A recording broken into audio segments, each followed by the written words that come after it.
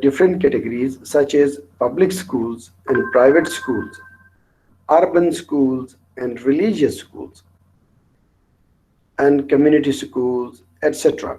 So there are many different categories of the schools. There are many schools which are classified based on their categorization. And interestingly, these categories are different from culture to culture, from country context to country to different countries context. So in the Western countries, these categories would be different.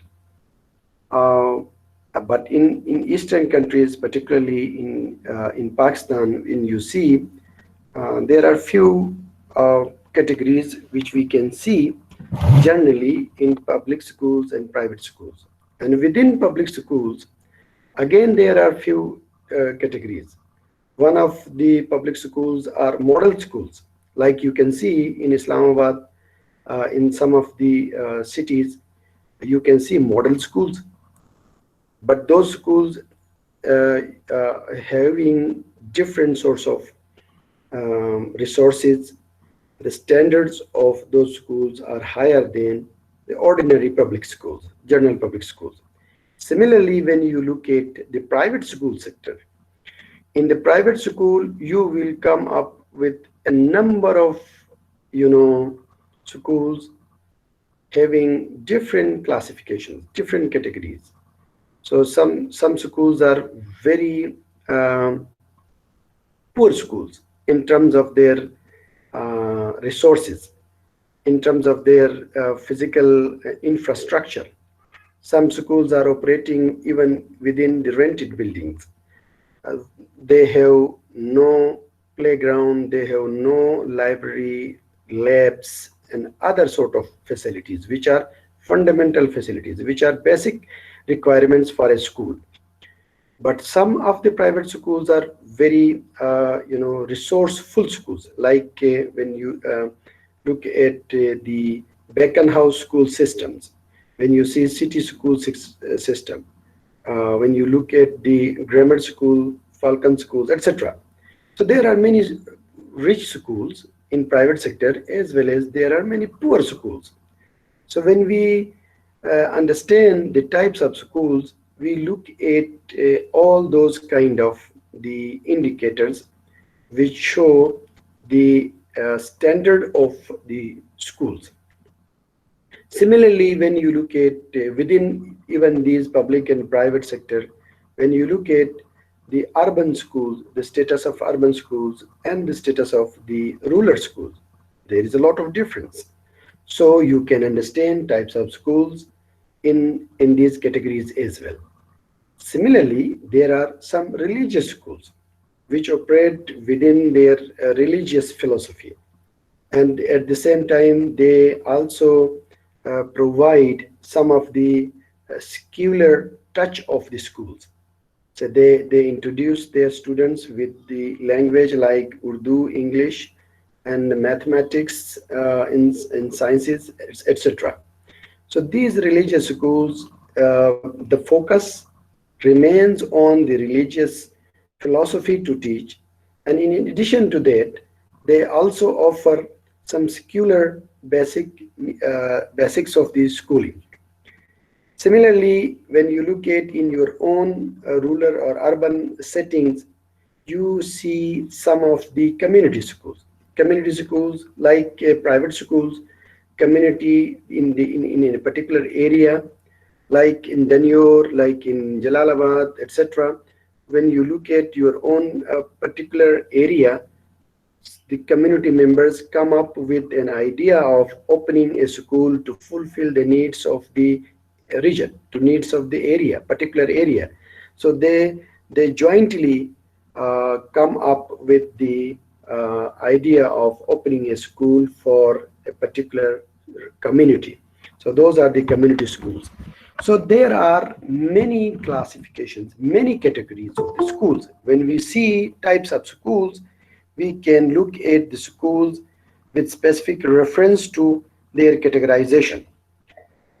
Today we will see the same schools, all these types of schools. with a different lens. Yes, it is very clear that there are different types of schools with specific reference to, as we talked about, public, private, rural, urban, religious, community, etc. But within all these kind of schools, we want to categorize, we want to classify these schools based on their performance. Because in school improvement, we look at the schools from a particular lens to its performance of the school. How can we look at the performance?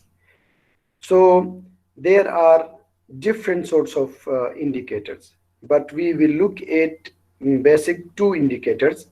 One is you can see the effective or ineffective. Another is improving and declining. When we look at this particular um, chart, along the x-axis, you can see effectiveness, uh, effective or ineffective, and improving and declining. What kind of the schools are improving? What kind of the schools are declining schools? How we can look at the effective schools? How can we see the ineffectiveness of a school?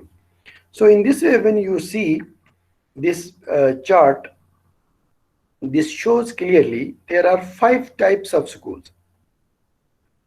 The first and most important type is moving school. Moving school is an effective school. Moving school is an improving school. So in the first quadrant of this, classification, when you look at moving school, it's one of the most important, school. A school which is improving day by day. At the same time, this school is effective. Then we see what are the indicators of the effective school, what are the indicators of the improving school. It's also very important. And we will discuss those all as well. So at the same time, when you see in the second quadrant, there is a cruising school. Cruising school, in terms of its performance, it's an effective school, but it's not improving.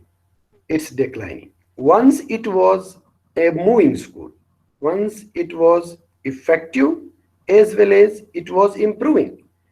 But when, for one or the other reasons, when the school lost some of the indicators which which count for an improving school, so when once it lost those kind of things and neglected some of the areas to continuously improve its practices, continuously enhancing its performance, as a result, it fall into into the second category, that is declining school. Once it was very good, but now it's declining. It's it's not at that level. It's so this is called cruising school. Coming to the third quadrant. The third quadrant uh, is a is a sinking school. Once it was, you know, uh, when we look at its sorry, the third quadrant is struggling school. Struggling school is a school which tries to improve its performance, which tries to come into the category of effectiveness. So it's struggling. It's trying to enhance the quality of schooling. Therefore, this school is falling into the category of struggling school. Whereas the fourth school category is a sinking school. A sinking school is the one of the categories of this typology of the school cultures, which is the lowest one. Neither it's an effective school nor it's an improving school. the condition of this school is very worst. So that's why we call this school as a sinking school. So no parents will be interested to send their children to this type of school if they know the typology of the school cultures. If they know the school, how, what are the indicators of an improving school and what are the indicators of an effective school, how we classify a school that is declining or is sinking. So when you as learners, as parents and the other community members, when they are well aware of this typology of the school culture, they will never send their children to a school which is a sinking school. So when you reflect on your own learning, this sort of learning into your own villages, in your own areas, urban, rural areas where you are living, and you have an experience of these schools, you can now look at those schools. You can now reflect on those schools. Either your schools which you know are a struggling school or a sinking school or is a cruising school or is a moving school. So you can develop your understanding of those schools, and you can classify those schools into different categories based on your knowledge.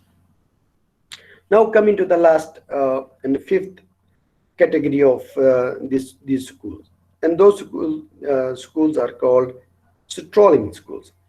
Strolling schools, when you look at its position, it's in between all these four types of schools. These strolling schools are situated somewhere in the middle. Some of the indicators of these schools are falling within the category of struggling schools because they are they are trying to improve their performance. That's why one of the portion of these schools uh, fall into struggling schools. At the same time, one of the portion of these schools are falling within the sinking schools.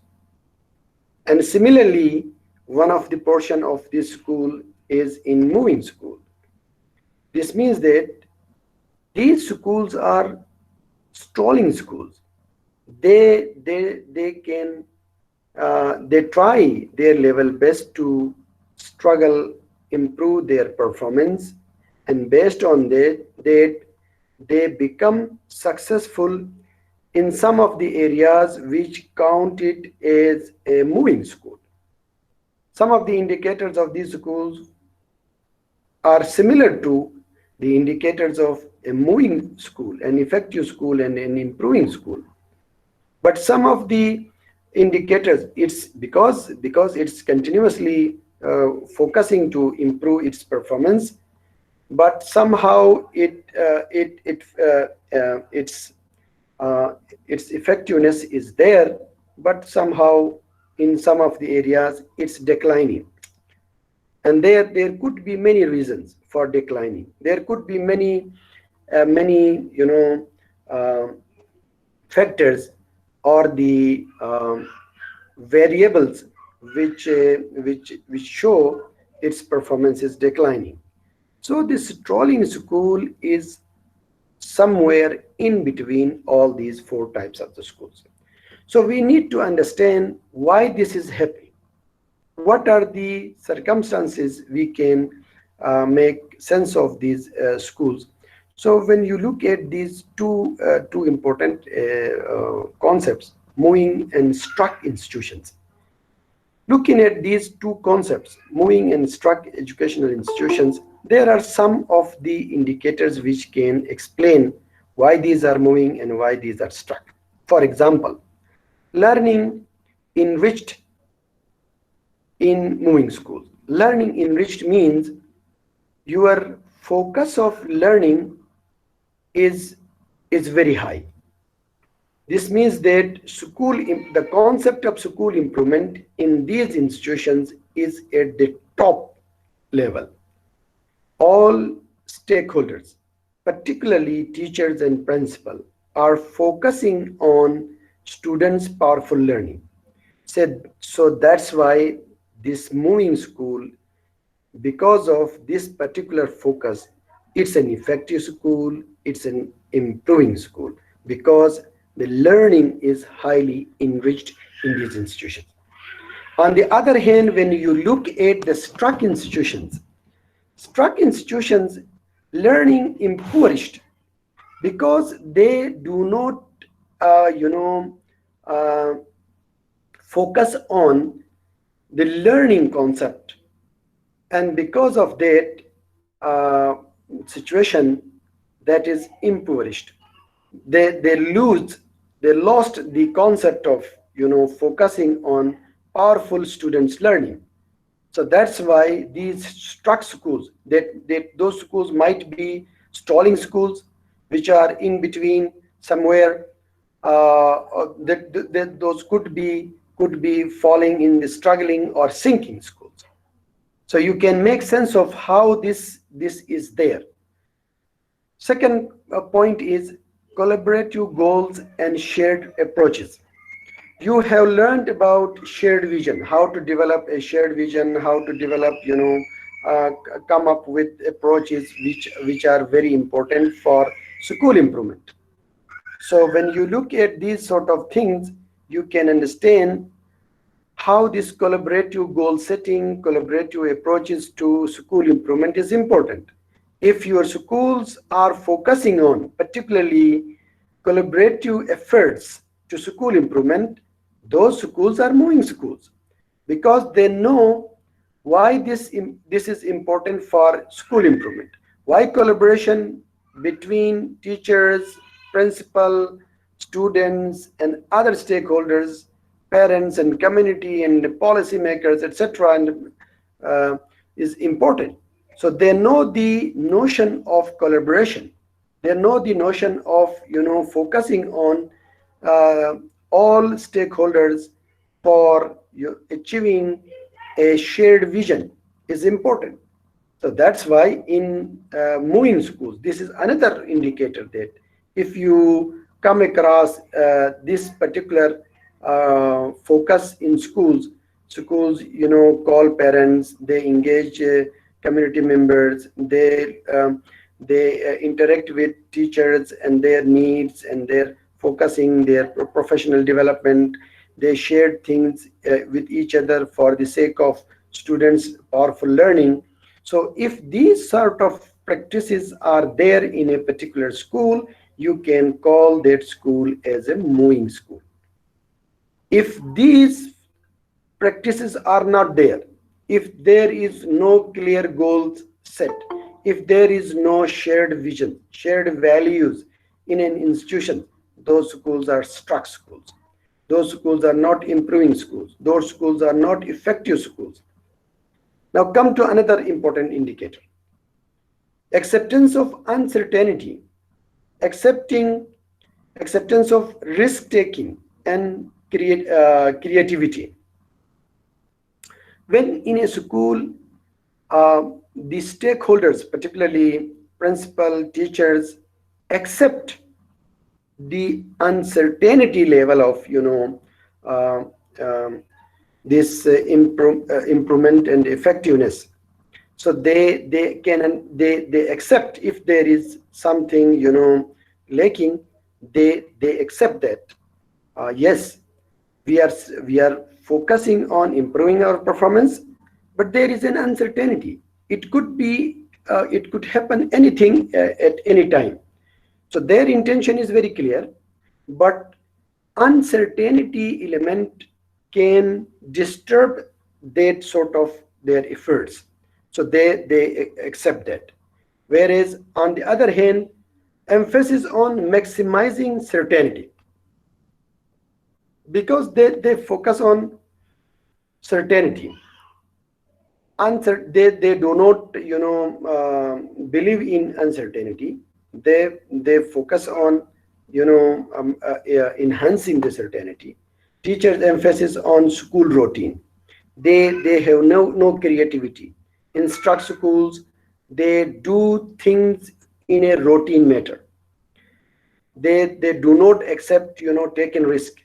Whereas in moving schools, They take risk of uh, uh, mm, uncertainty.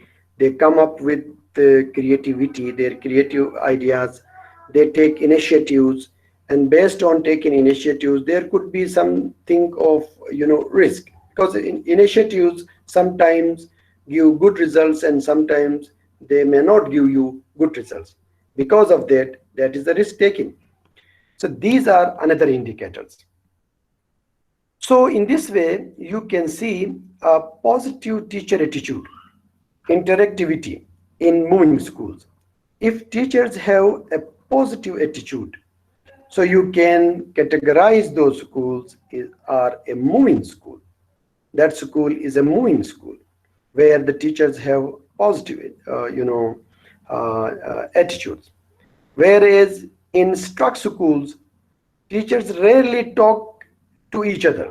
They are in isolation. They are, they do not share their practices with each other. They sit in sometimes in a staff room, do not discuss their classroom practices. They do not take interest in improving their practices. In this way, they are in isolation. They are not connected with each other.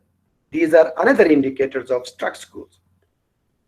Now coming to another point, which we can classify what kind of these indicators which show as a moving school and a struck school. For example, leaders as facilitators. Teachers are leaders. Principal Principals are leaders. If you look at these schools where these teachers are facilitating their students, they facilitate their colleagues, they help their students at the highest level, those schools are moving schools. Those schools are effective schools. Those schools are improving schools. They they support their teacher, they support their students. Their focus is on students' powerful learning, as compared to these schools.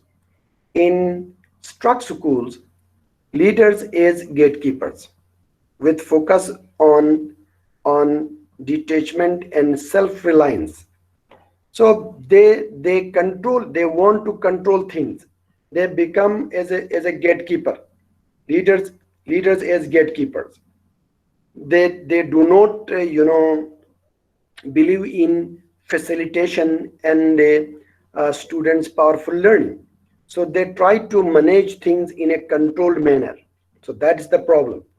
So that's why they avoid taking risk. They just remain in a safe zone, play safe. That's the thing. Yet another important indicator when you look at this the concept of a moving school and struck school. In moving school, there is a holistic focus, looking out and beyond as well within the boundaries of the school. They have a high vision. They compare their schools with the schools not only within their local, regional, national, but international scenario. We have come across a particular term, that is globalization.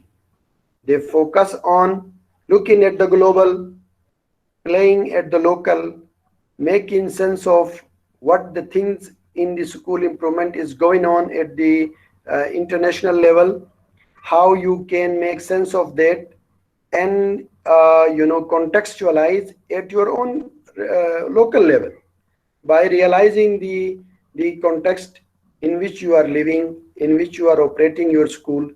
So how can you make sense of the global concepts in in your own local setting?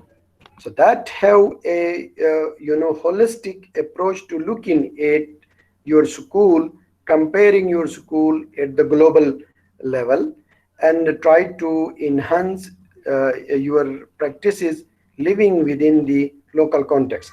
Whereas this is totally missing in the context of struck schools. They focus on inward looking within the boundaries of the school. They do not make sense of how the world is looking at school and schooling. what they are doing in their own local context. So they miss this particular link. So that's why their schools are, struck schools. So this is all about this school typology, types of schools, which we talked about last time in part one, and today in part two. We have thoroughly gone through the concept of the types of schools and how these schools are classified into different categories.